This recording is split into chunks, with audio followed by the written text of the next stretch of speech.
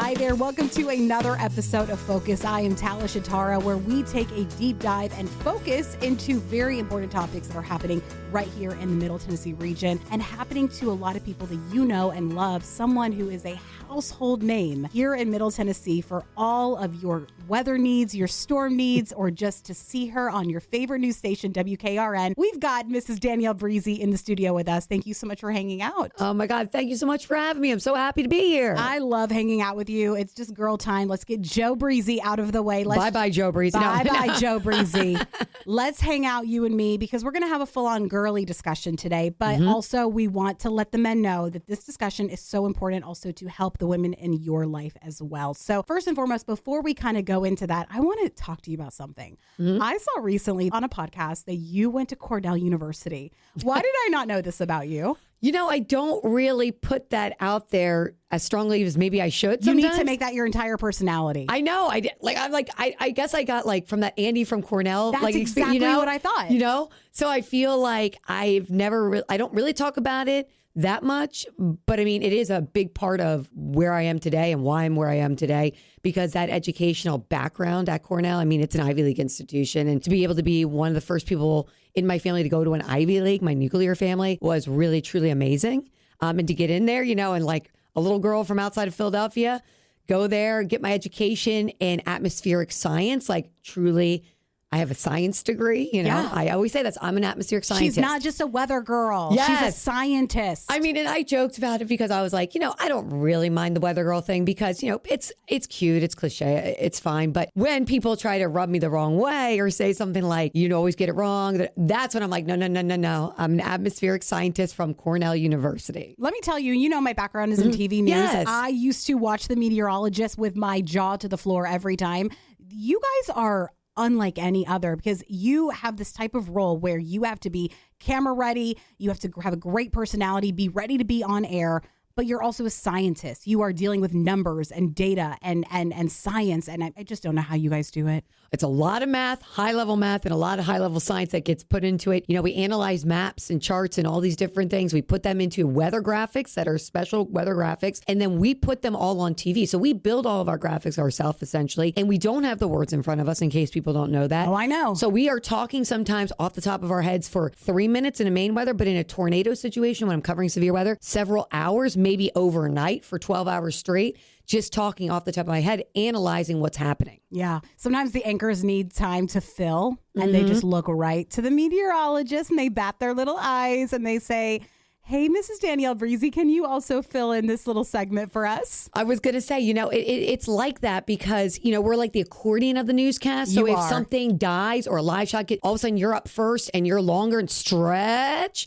or condense, you know, and even I think of this, I got really good with time management when I used to fill in with Good Morning America, you know, because they would be up there and they'd say, I have a minute to tell the weather around the country. So you have to like use word economy. All of a sudden I'm standing there like, okay, we're down to 35 seconds. They went over and I'm like, cut that graphic, cut this, produce my hit for myself. And you got to manage your time clock so well. Yeah. And you hear people talking to you as you're talking, saying 30, 15, wrap, toss. Yeah. Let me tell you, it is not for the faint of the heart to go into this line of work, especially meteorology. You are a full-blown scientist, so I love chatting with you and geeking out about that kind of stuff because I can tell that you really also love what you do as well. They say if you just love what you do, you never work a day in your life. So I'm loving that you're having the best time doing this. Oh my God, I love it. I mean, the reason I do the weather, you know this, I think I've told this story before, but a meteorologist came to my school in 8th grade and inspired me, and I was like a science math geek at the time. And I was like, that's a cool job, and I can talk out loud in front of people. I want to do that. Like, wrote to him. He became my weather dad.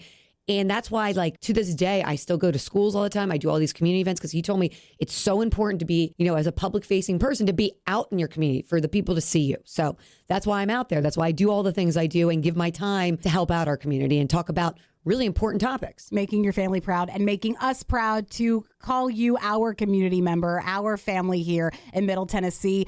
Danielle, I have to ask you, you know, obviously being in the spotlight all the time, you know, there's a lot of shapewear involved. There's a lot of hairspray involved. I think I'm wearing that today. I think you are. Yes. But I will ask you, how do you stay grounded mentally getting into this kind of role? It is not for the faint of the heart. Take me through that process. I think it's really important to have a community around you personally, like a good net family, Like my husband, Joe's my biggest supporter. My friends are my biggest supporter. And I think it's really important to have that, community that you can talk to, reach out to when you're having either a tough day or even a great day and you want to share great news, right? The other thing I think is super important, we talked about this with health, right?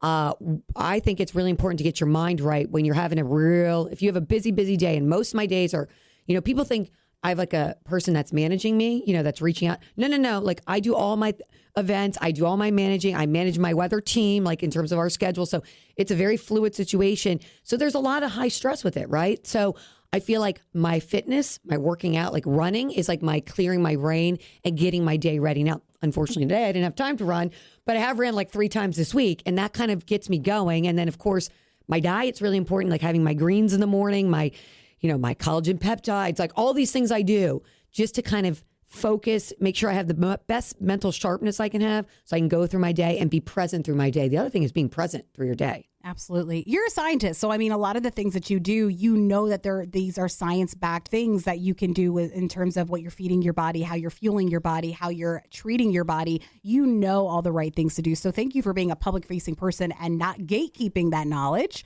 No, I share things. I'll tell anyone what I'm doing, how I'm doing it, the whole 9 yards. I mean, it's really helpful. But I mean, I think the other thing is just your mindset. In terms of like, I know this is a hard thing, but you can truly shape your day with your mindset. My husband and I are very big proponents of this. It's positive thinking. And if you put out positives and you put out what you want your day to be like and you focus your day and you kind of manifest your day, you can make your day great. You can turn a day around very quickly. You can also turn a day around in a bad way if you think and you keep going down lower. So the idea is to get a higher vibration thought and always think positively. And that goes with the physical, but it also goes mental and emotional wellness. That's the law of attraction, everybody, with Danielle Breezy. Thank you so much for joining us. Thank you. Sorry, I do believe in it. No, you do. And I love that you do, because you are walking proof of what that is. I mean, you have an amazing job. You are just very well known in the community. Everyone knows and loves you and supports you.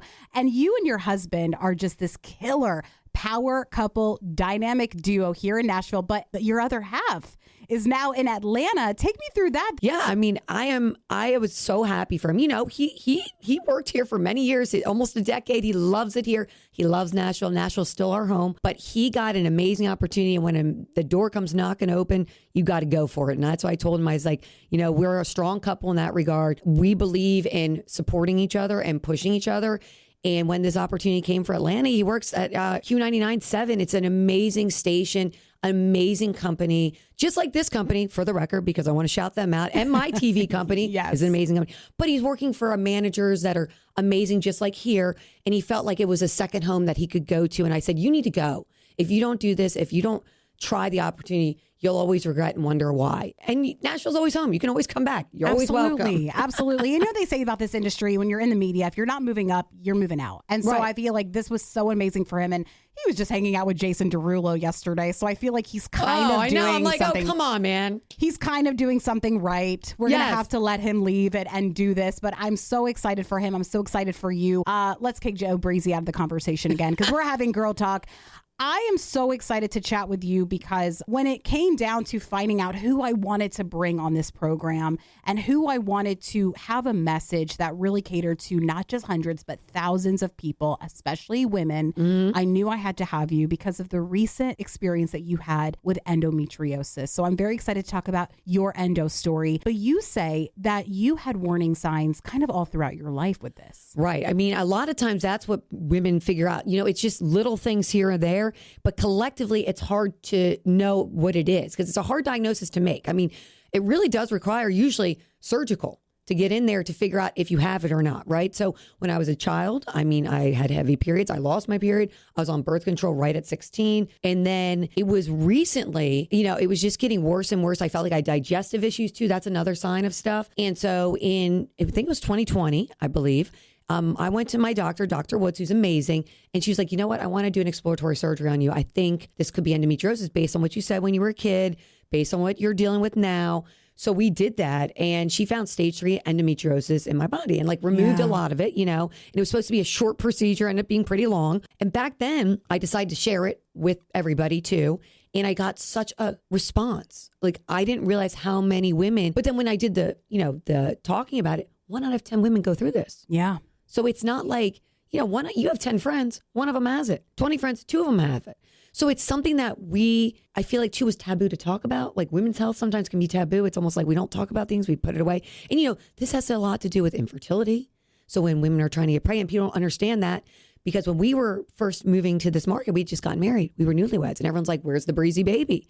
And it's like, you don't know how hard that is for us, and people don't know that story. They just think and they don't realize. But a lot of women end up realizing because they go through this. And so I had that happen in 2020. Then my doctor unfortunately went out of insurance. So she's amazing. I love her because she's the reason I found it. And then I was going to another doctor. I won't name names. And they basically said I was healthy for years. And I was like, this is weird because I'm starting to have the issues I feel like I'm having again. They're getting a little bit more in store.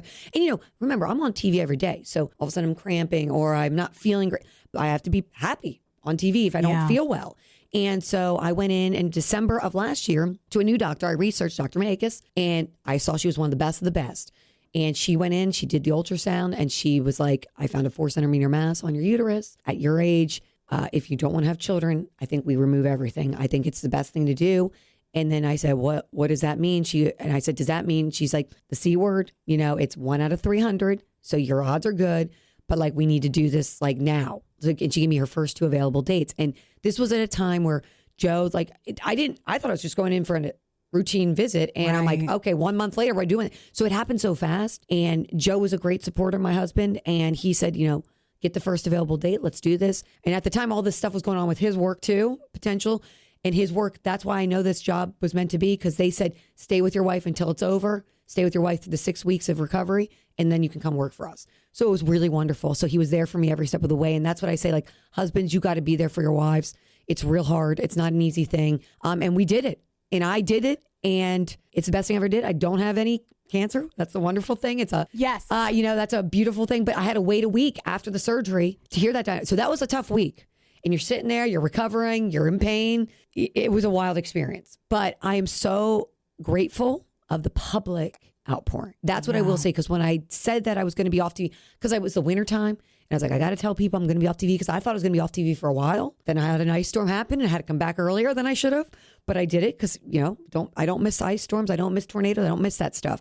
So the outpouring of people that when I said, hey, this happened to me and I just want to share this of why I'm not going to be here and what I'm dealing with, the amount of women, the amount of even men who said their wives, their daughters have been through that. Everybody, it was just amazing. And everyone shared their story. And I felt like during a hard, dark time in my life, they were lights to me. That's amazing. I feel like there's so much to unpack with everything that you said. We've spoken about your story several times, you and I really get blown away by it every single time, because you make it look very easy, but it was not. Let's be honest. And I can imagine that it not only took a physical toll on you, but a mental health toll on you as well. But I love hearing that there was a light at the end of that tunnel, and that light was your Middle Tennessee community. We just want to pour our hearts with you, and we want to hug you because of what we know you have gone through. And we love that you're sharing your story to help so many women that might not even know that they have this exact same condition. Can you actually explain what endometriosis is? I mean, it's basically like growths that grow, and they don't know how it happens. It's still like technically not, there's no cure. There's nothing like that. So it can grow anywhere along your female parts, your uterus, your fallopian tubes, your ovaries. It can grow into your colon, like it can grow in your backside too. Wow. It's all over. So it's just like extra gross. But that can turn into endometrial cancer. So you have to watch the growths. You know what I mean? Like in that, if you have that condition, it can make it more likely to have ovarian cancer.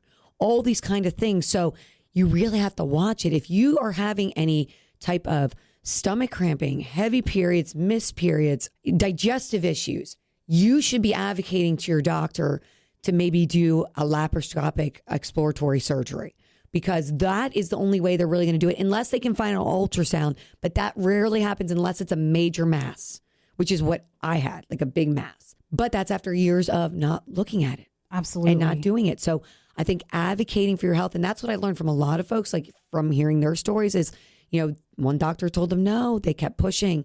And it's a good thing, that's what I always say. If you listen to your body, if you feel like your body's off, you really need to do it. It's a very hard disease to really diagnose. It is a hard disease to live with. They do have medications you cannot take. That I didn't respond well to those, so I never did that. I will say birth control continuously is good, but once you get to your 40s, it's not good because it gives you a 300% chance of heart attack, stroke, and even a blood clot. So that's what I found out. Listen to her. She's a scientist, you guys. Listen to her. And that's what my doctor said immediately. She's like, I'm going to have to get you an IUD. If anything, we can't have you on this anymore. It's not good. And when you're in your 40s. So all these things happen. But, I was just happy to have somebody that told me straightforward what we were going to do. Like she had a plan. It was just like direct to the point. And I felt like, okay, she's telling me I'm going to do it, and I'm thankful that she did the ultrasound herself in her own building and didn't send me out somewhere because it felt like she cared more about my health. And then her laparoscopic hysterectomy, I did one of those. So that's what's good about those is they don't cut you across. They go in with a robot and they do all the incision work. You even said that Dr. Maikis even has a one-of-a-kind type of technology. Like it's that DaVinci. That's right. Yeah. Yes. And she was one of the first doctors in Middle Tennessee to be trained on it years ago. Wow. So she has a lot of experience with that. So that's why I was like, okay, this is going to be good. And, she told me she took out my uterus. She took out my fallopian tubes. She cleaned up the endo around my ovaries. She left my ovaries in. So technically not in menopause. Thank goodness, because I heard that's a tough one. Yep. But I may have to have hormone replacement therapy sooner than most. That's okay. That's part of womanhood and we will figure that out. But I am thankful that she pushed me to do this and do this fast because, if you let things grow, that's where things get dicey. Absolutely. It was all very preventative, but a lot of women might not be in that stage, right? Maybe they had been put off for so long. You even mentioned that there were a plethora of doctors that told you were fine for a couple years. Then it gets to the point where it might be too late to do something. But I am so happy that you are alive and well and able to share your story and say that it did not have to get to that place for you. Why is it that you think that, women's reproductive health is put off so much? I don't really know. I feel like, first of all, it's something that for many years, even my mom, because my mom had similar situation, she actually had a hysterectomy and we never really talked about it, but she's like, I had a heavy period. She probably had endometriosis. They didn't even know what it was then, back in the day. So I think some of this stuff with women's health, it's almost taboo to talk about. You don't really talk about it. You just kind of deal with it. And I think nowadays, that's the biggest thing. If we can all share together, when I shared this story, I found out so many other women that reached out. I got into an endometriosis Facebook group here in Nashville. So I met so many other women. We talked. I got invited to do the Music City Endo Walk with my friend Amy. She reached out to me. I got her on. I got more publicity for that, awareness for it. And I feel like it became more of a community where we could talk about it more. And I think that that's how we're going to get the research done more. Because if we talk about it, we raise funds for it. Because we raised money for that walk too, to go towards it, to find more research. But, I think it's just talking about it, getting doctors to be more into it. And if a doctor tells you no, go somewhere else. Yeah. That's a great, great way to say that. And I think that sometimes it's hard for us to hear that. We don't want to automatically write off our doctor. We want to believe that, you're in this position of power and knowledge, that you know what you're doing. But you're right. Advocacy is so huge. I'm so happy that we're talking about it. So you just tell them that Talia Shattara and Danielle Breezy told you to advocate for yourself and you walk your booty out of that doctor's office. And go to the next one that says, yes, let's do it. And let's do that exploratory surgery and let's make sure you're okay. 100%. Now, let me ask you, when you did find out that it was endometriosis and how big it had actually become, what were your thoughts in those moments? I was scared. I was really scared. I was nervous. I remember calling my husband and I was kind of in my tracks, wow, she found a mass. She gave me her first 2 available dates. Ooh, what do? We have to talk about this because if this happens, we're not going to have kids for sure. It's the end all. And he was like, oh, wow. And he's like, it's okay. We're going to get through it. And he was very clear on, I want my wife. I want you alive and well. It's not about a kid for us, and he was the one that pushed me to go do that. But it was a scary time for me. I'm not going to lie. It was emotional. People don't realize. So this is one thing, because somebody was asking me what was that surgery like? Well, physically, yeah, it was tough. I had to walk around. I had to start walking. Even my walking was tough. I run every day and I got winded walking around my house first. Wow. And the next day I walked around the floor, around my hallway floor. Next day I went outside because she said, try to walk. Like and I could only go like a quarter around my block and I had to go back in. I was like, oh, I'm so winded. But it's not just the physical toll, it's the emotional toll. Like I cried a lot. I cried a lot because you are losing an organ. You are losing your female reproductive organ. You don't realize how emotional that is. And so for the women out there, it's okay to cry. Let it out. I feel like I'm more emotional now than I've ever been. People are like, oh, Danielle Breezy is so emotional. Cry. Like, I'll cry at anything. But it's not a bad thing. I feel like sometimes that's good. Like it lets out stress too. I think it's okay.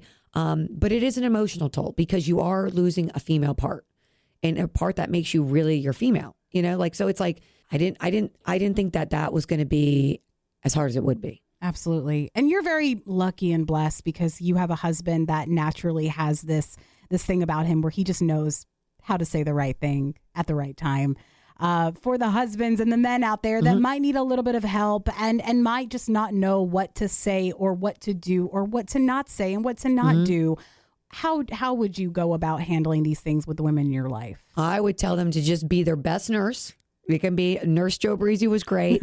My nurse friends were great. All my girlfriends in town came in, you know, and all the phone calls and all that was good. But I think for the husbands, it's just like listen to your partner, give your partner a hug, help them out, get them a heating pad, get them an ice pack, give them their pet medicines when they need to take it, dote on them a little bit. You can't lift anything more than 5 pounds for 6 weeks. Oh, wow. That's one thing you got to think about. And ladies, a lot of them have kids. If you have kids, you got to take care of the kids for the ladies. You got to do the wash for the ladies. You got to push it off. You got to do all the things. You got to take out the trash. Those kind of things you didn't think of. Like I couldn't fly because I couldn't lift my suitcase for 6 weeks. You know, it's like those kind of things you got to really think about and you got to really help them. You know, you got to step up and be the person for them. Because, you know, we women don't realize what we do around the house, but without doing it, even if we are working full-time workers, we do a lot of the nurturing and the caregiving around the house. I know women do it. It's just in our blood innately. Men, you got to take over for you. You're a woman for that part. Absolutely. And I love that, you know, you and Joe have such a wonderful marriage and it's out for the world to see because we can learn from this. I just got married a month ago. So Congrats. Thank you so much. 15 years, correct? Going on yours? 10 married, almost 15 together. Almost 15 together. And so obviously, you know, we can unpack so much with that. But like I said, you are so lucky and blessed to have an amazing husband that just knows the natural things to say at the right time. Let me also ask you this, you know, with endometriosis, I can imagine that you never want to stop learning about the condition that you had to help others. Are there other things that go hand in hand with endometriosis? Did you find that you struggled with depression, a depression diagnosis? Was there any other type of ailment that kind of goes hand in hand with this? Well, I definitely think the digestive thing.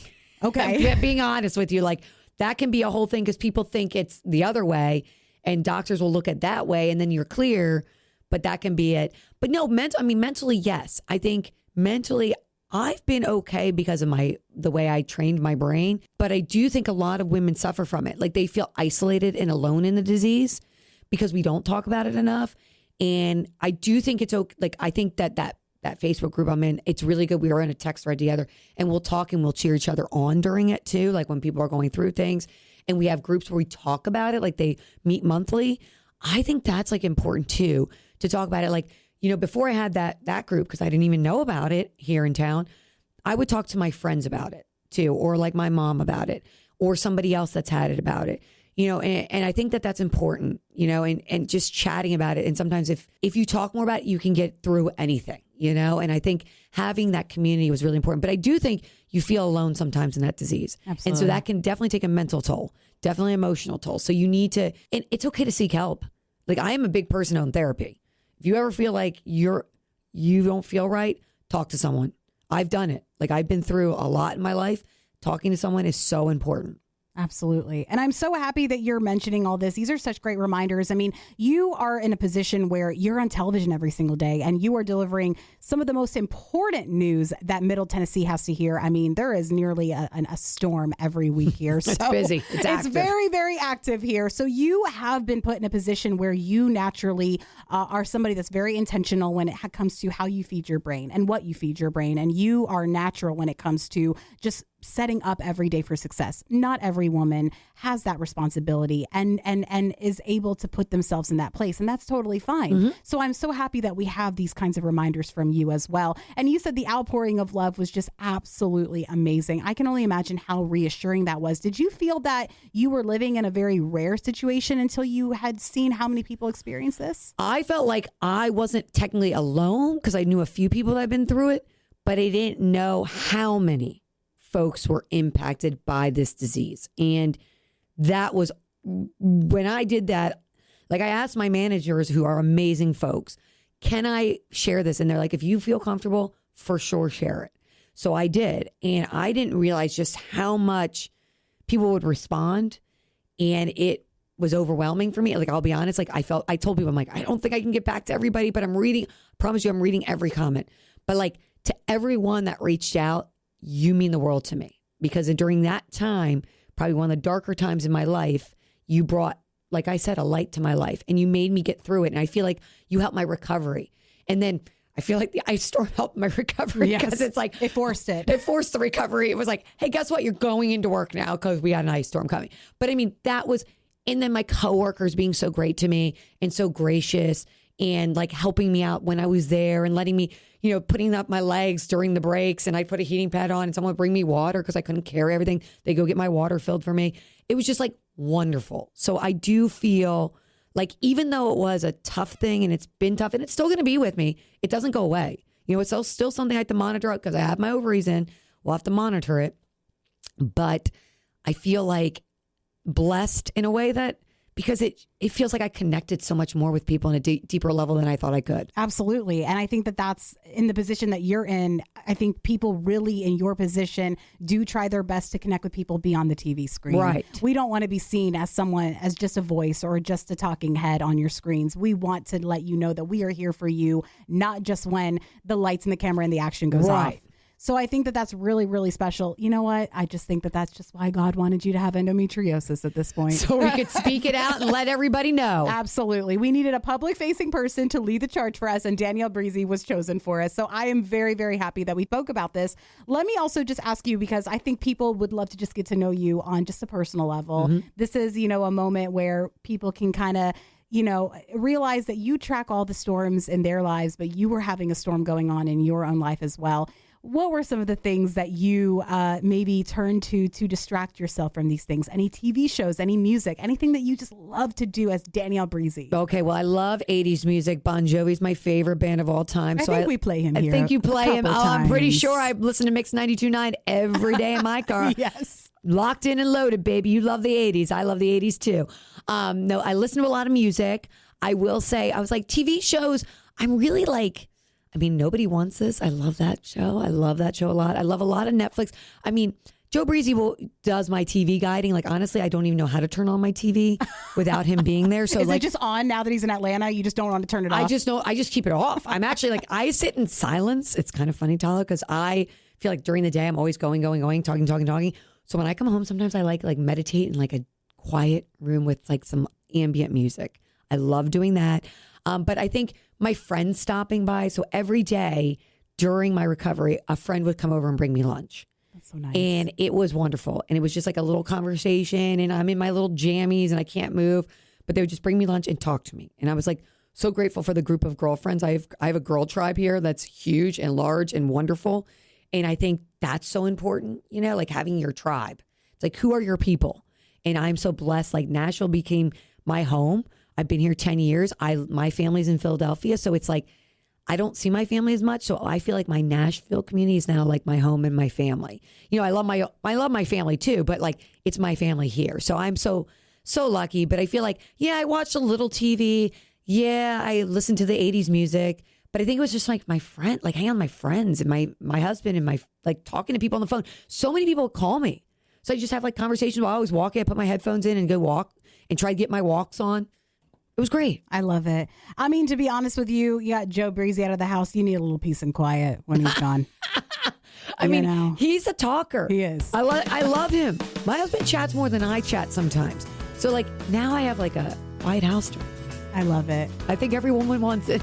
They do. And honestly, I am so happy that we got to chat with you because you are just a plethora of knowledge when it comes to literally anything. We could talk about Cornell, we could talk about the weather, we could talk about endometriosis, we can talk about TV shows. You are just so much fun to talk to, and I'm so happy that you are a family member of ours here and that you get to feel that we are your family here in Middle Tennessee. So for somebody that is struggling or might be or knows somebody or just to be preventative, where would they need to go here in Middle Tennessee to maybe get the answers they need, especially when it comes to endometriosis? Well, I'm definitely going to highly recommend Dr. Maikis. I think she's wonderful.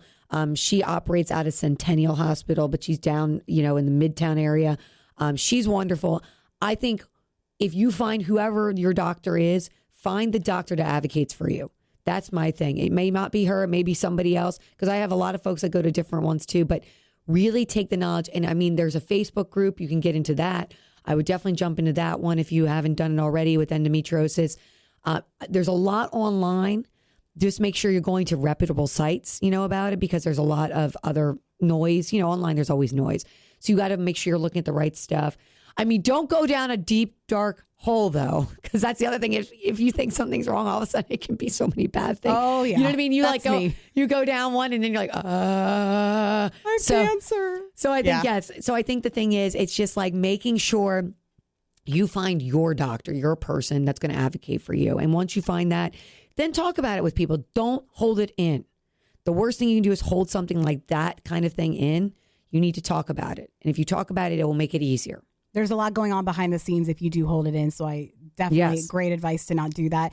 Danielle, thank you so much for joining us today on Focus, because I think that we need to focus more on women's issues, especially endometriosis, something that has a stigma attached to it. We are breaking the cycle one by one. You are helping us lead the charge here in Middle Tennessee. We will have so much more about endometriosis, all the resources that you might need, and more of Danielle's story on our Facebook Focus group page. And we will see you guys next time on Focus.